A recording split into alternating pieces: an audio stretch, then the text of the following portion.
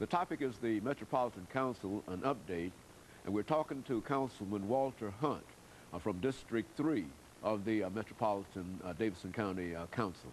And of course, Walter Hunt, Councilman Hunt, let's see if we can pick up where we left off the last time, because I think you gave us an excellent overview of some of your experiences, and now we find that you represent District 3 in the Metropolitan Council. Tell us how that all happened, and let's talk about the council itself. Well, you know, after having so much experience and talking to so many people, there was an opportunity for me to run in the 3rd District, which is the most northern part of Davidson County.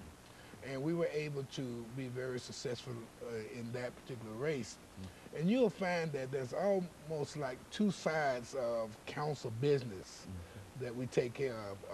One's in the community, and the other one's in the council itself. But I want to talk about what goes on in the community at first, because I think that's very, very important. One of the things that I learned when I was on the federal level is that you got to respond to people. And I was trying to figure out how do I respond to people in the numbers, in great numbers, and not miss anybody, and try to do a quality job in those responses. Then I thought about what we were doing on the federal level, so I implemented what we call the district website, which is www.nashvilledistrict3.com. Now, on that website, my constituents in the 3rd District can talk to me 24/7. They can talk to me 3 o'clock in the morning. Of course, I probably won't get it until about 7, 8 the next day, because I'll be asleep.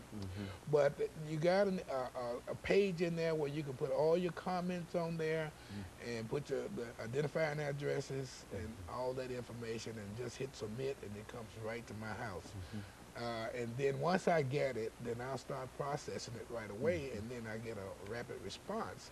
So I can handle a lot of cases coming from my constituents in a short period of time. And I think that's the whole idea, is trying to be responsive to your constituents' needs. That's one side of the council responsibilities, because in the district, you will find that there are developers that's wanting to build things in the district. You'll find codes coming in and enforcing the cleanliness.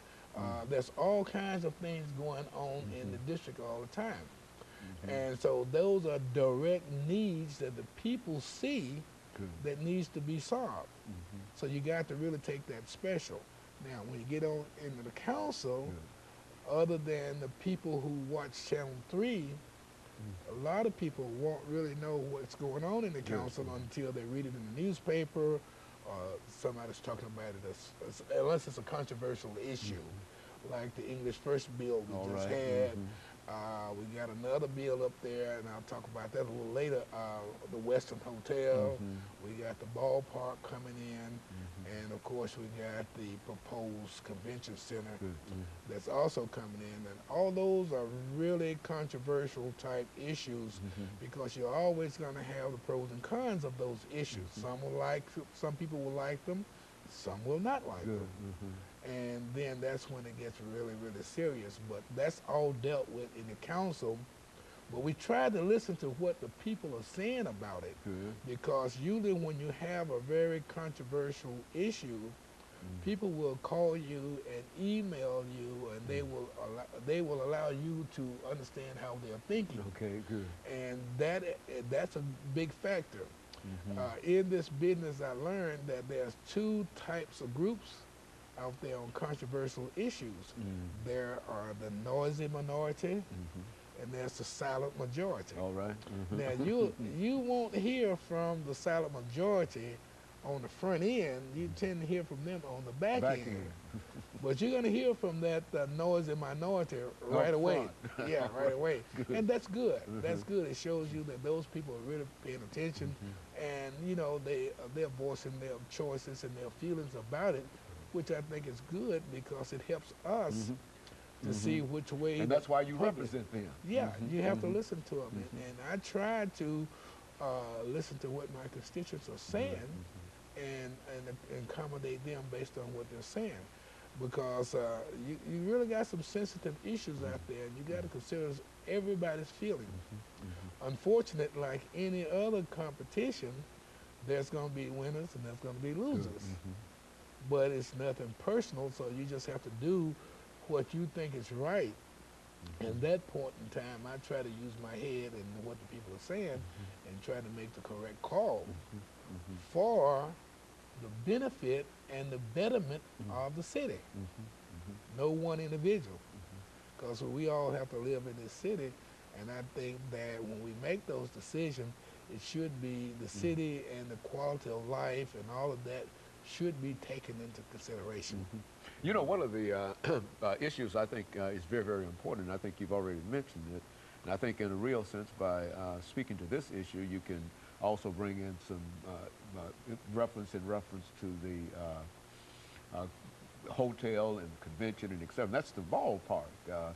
You know, I think that we've become really a sports city in a real sense and et cetera. Now, what's the council's attitude in reference to the ballpark, and what do you see that might be done in reference to that? Okay, I can tell you the council's attitude as well as mine. We don't mind. I think those kind of venues are good for the city, and we don't mind Nashville going after those kinds of venues. But if they have to go after them without the expense of the constituents, I really have a problem building big venues with taxes from the citizens, and you have a large percentage of the citizens that's never going to see the inside of them.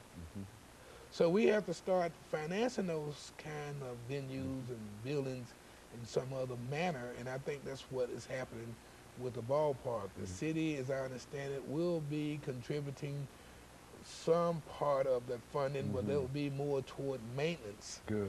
It will not be toward the building, and they have what they call about a $43 million package that this stadium is going to cost. And that funding is supposed to be in place before they break ground. They ran a little short. They overextended their deadlines on one period, and so the council had to give them an extension in order to get the deadline back in focus. So, okay, well, I tell you, let's hold it right there, Councilman Hunt, and take a second commercial break, after which we'll come back and we'll allow you to continue that, because I think you're talking about something that people are interested in. And of course, we'll be back with you following this very, very short commercial break.